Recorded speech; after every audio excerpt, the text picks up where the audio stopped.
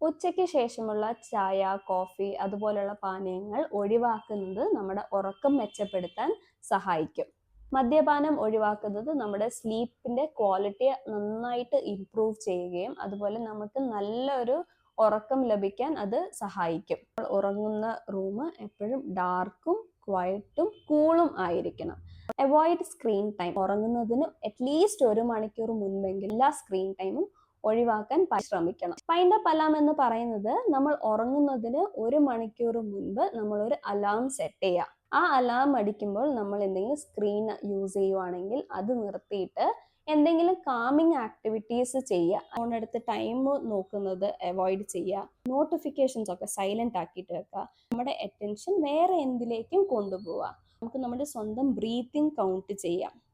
അതുമല്ലെങ്കിൽ ഇഷ്ടമുള്ള ഒരു സ്ഥലമോ എക്സ്പീരിയൻസസോ അത് നമുക്ക് ആലോചിച്ച് കിടക്കാം.